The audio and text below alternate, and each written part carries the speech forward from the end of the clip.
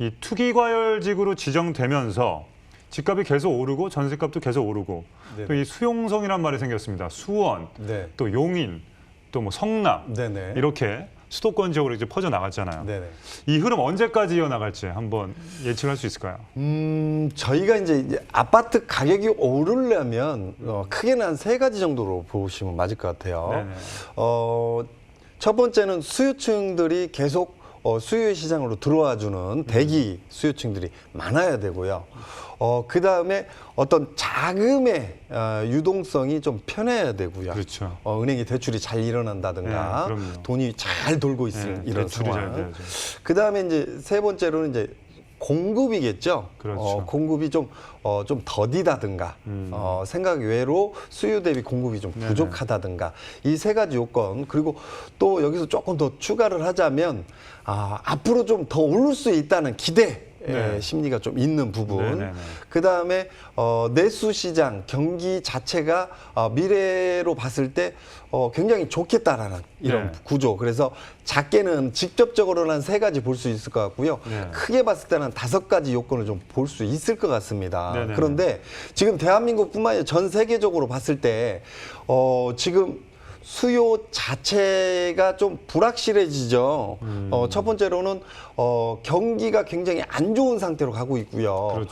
지금 미국 같은 경우도 성장률이 한 7%대, 네네. 그다음에 기업 매출 기준으로 한 7%대 나오는 이런 네네. 기준으로 가고 있다가 지금 마이너스로 꺾였습니다. 그리고 우리나라 같은 경우도 전반적으로 기업의 어떤 수익 구도가 뉴스에 보니까 한 25% 정도 줄었다고 그래요. 그러니까 실적이 늘어나야 되는데 기업 실적이 줄어들었다는 얘기는 앞으로 좀 시장이 안 좋아지겠다는 이런 네네네. 시그널이 있다라고 봐야겠죠.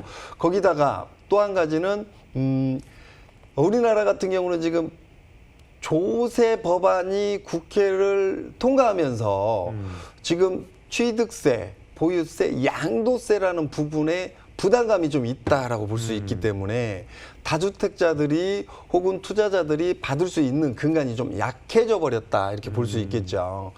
그 다음에 또 한 가지 예를 들자면 지금 수요와 공급 구조로 보는데 공급 구조가 지금 수도권에 127만 원을 앞으로 공급하겠다는 거거든요. 네네. 127만 호 정도면요.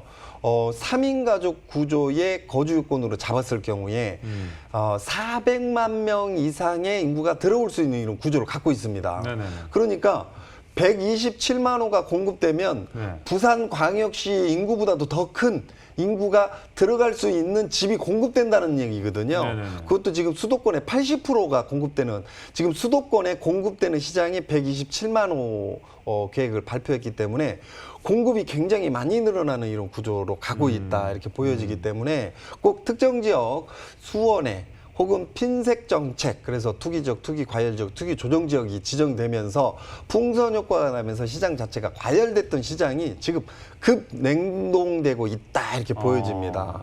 그래서 당분간은 어떤 풍선 효과에 의해서 시장이 막 늘어나는 이런 시장은 아니다라고 보여지고요. 네. 일단은 은행문 자체가 지금 2017년도 이후부터 지금 닫혀버린 상태예요.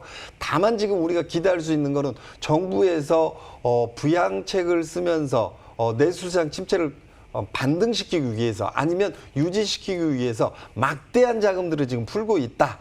그래서 유동자금이 굉장히 많이 늘어나기 때문에 이 유동자금들이 다시 한번 이 주택시장으로 들어오면서 주택시장이 다시 뜨겠느냐, 뜨지 않겠느냐 이렇게 보시는 분들이 있는데요.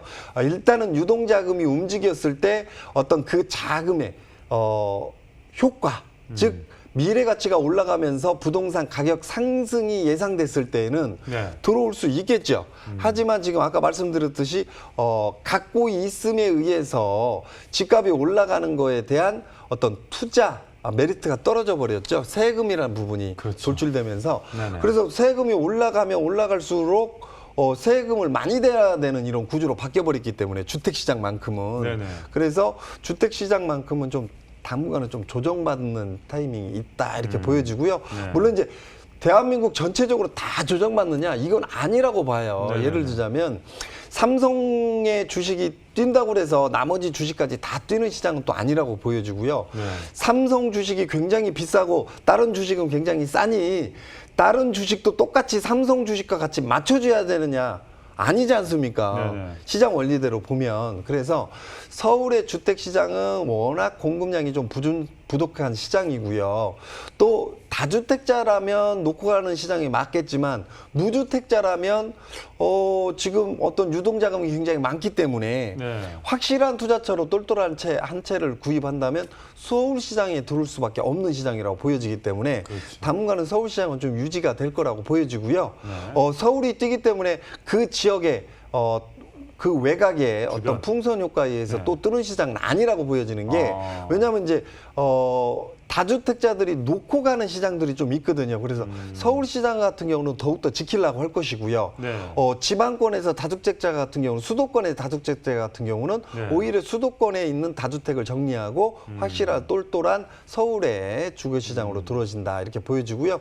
실제로 주식시장을 보더라도 경기가 좀 안 좋아서 주식시장이 빠지게 되면 똘똘한 확실한 대형주 시장으로 좀 들어오는 시장이 있고요. 네. 시장 자체적으로 좀 활성화가 되고 커졌을 경우에는 또 어떤 테마주를 따라서 이렇게 움직이는 것처럼 네. 부동산의 주택 시장도 일정 부분 그런 시장의 원리에 따라서 움직여진다 이렇게 보여지기 때문에 전반적으로는 서울의 시장은 당분간은 좀 보합세 혹은 조정을 받는 이런 타임이라고 보여지고요. 네. 지방 같은 경우는 좀 강한 좀 조정을 받을 타이밍이 좀 오지 않나. 네. 좀 조심스럽게 저희가 전망을 한번 해보고요. 네. 경기도권, 수도권 같은 경우는 특정 지역에 일자리가 있지 않은 지역 같은 경우는 좀 조정이 받을 수 있다. 일자리가 있고 교통 호재가 있는 지역 같은 경우는 당분간은 서울시장과 마찬가지로 좀 보합세 혹은 약하게 조정을 좀 받을 것이다 이렇게 보여집니다. 네. 네.